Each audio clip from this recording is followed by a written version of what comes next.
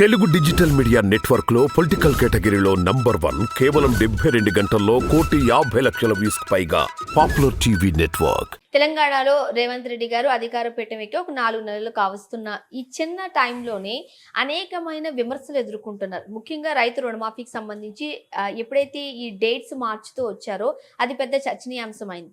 మరో పక్క తులం బంగారం అంటూ మాట్లాడుతున్నారు. మీరేం చెప్తారు? ఎక్కువ పనులున్న చెట్టుకే రాళ్ళు పడతాయి కదా. ఎక్కువ పని చేస్తున్నోనికే విమర్శలు ఎక్కువ ఉంటాయి. ఏం పని చేయనోనికి 10 సంవత్సరాల నుంచి పండుకున్నోనికి ఉన్నాడు విమర్శిస్తాడా? అది బీఆర్ఎస్ బీజేపీ పరిస్థితి. ఆడేం చేసిందే లేదు కాబట్టి ఎవడు అన్నటువంటి అది లేదు. అన్నారు ఊకున్నారు. కానీ మేము రోజుకొక పథకం లెక్క రోజుకో సంక్షేమం లెక్క తీసుకొని వస్తున్నాం కాబట్టి విమర్శలు వస్తున్నాయి. 100% బీజేపీ బీఆర్ఎస్ వాళ్ళు విమర్శించండి. మేము ప్రజలకు జవాబులు చెప్పుకుంటూ పోతుంటాం. మీకు చెప్పాల్సినటువంటి అవసరం లేదు. రైతు రుణమాఫీకి సంబంధించి ఎందుకు రోజులు డేట్స్ మారాల్సిన పరిస్థితి వస్తుంది? మరలా ఆగస్టు 15 వరకు అంటే ఆ లోపులోనే మేము రుణమాఫీ చేస్తూ ఉంటుంది కాంగ్రెస్ గవర్నమెంట్. ఒకవేళ చేయకపోతే సీఎం పదవికి రాజీనామా చేస్తారా, నేను ఎమ్మెల్యే పదవికి రాజీనామా చేస్తానంటూ హరీష్ రావు గారు చెప్పారు. ఇప్పుడు చెట్టుకించి మామిడి పండు లెక్క అయితేనేమో తెంపి టక్మని ఇచ్చేసేయచ్చు. ఇక మీకు ఇస్తామన్నాం కాబట్టి ఇచ్చేసేస్తామని. గతంలో కూడా కాంగ్రెస్ పార్టీ రైతులకు సంబంధించినటువంటి రుణమాఫీలు అయినా లేకపోతే ఉచిత విద్యుత్ అయినా సంతకాలు పెట్టాలంటే ప్రమాణ స్వీకారం చేయగానే మేము చేసినాం. ఆ రోజు ఆర్థిక పరిస్థితి సంతకం పెడితే ఇంప్లిమెంటేషన్ చేసేటటువంటి అవకాశం ఉండే. కానీ ఈ దిక్కుమాలలో గత పాలకులు ఎవడైతే ఉండనో వీళ్ళు చేసినటువంటి పరిపాలన మేము మాటిచ్చి సంతకం పెట్టినా కూడా అక్కడ పని కానటువంటి ఆర్థిక వ్యవస్థ ఉంది. మేము మాటిచ్చి సంతకం పెట్టేస్తాం, అదెంతసేపు ఫోటోలలో పడడానికి టక్మని పెట్టవచ్చు. మాఫీ కావాలి కదా ఆడ. మరి మాఫీ కావాలంటే ప్రభుత్వం నుంచి ఖర్చు చేసి బ్యాంకులో కట్టేసేటటువంటి శక్తి ఉండాలి. లేకపోతే అలా అప్పుల బాలని మనం మోసేటటువంటి శక్తి ఉండాలి. కాబట్టి పైసలు కట్టేసేటటువంటి శక్తి లేకుండానేమో గత పాలకులు చేశారు.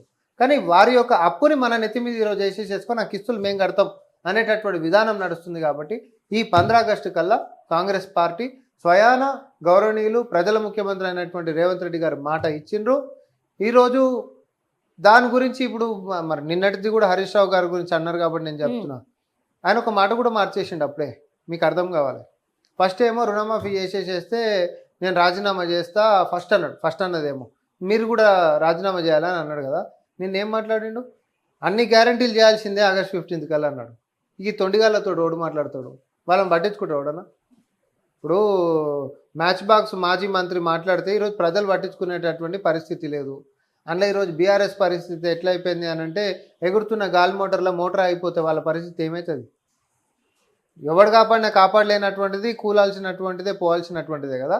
సో ఆ పరిస్థితులలో బీఆర్ఎస్ ఉంది. వాళ్ళ మాటలకు శాంక్టిటీ లేదు. కానీ మేము ఇచ్చిన మాట మీద మాత్రం మేము నిలబడి ఆగస్టు 15 కల్లా రుణమాఫీలు చేసి తీరుతాం అన్నాం. మేము చేసి చూపిస్తాం. Okay, right. కాంగ్రెస్ పార్టీ ఏదైతే తులం బంగారం అంటుందో తులం బంగారం కాదు కదా, ఇనుప కడ్డీ కూడా ఇవ్వలేరంటూ కేసీఆర్ గారు చెప్తున్నారు. మాజీ ముఖ్యమంత్రి కేసీఆర్ గారు ఏం చెప్తారు?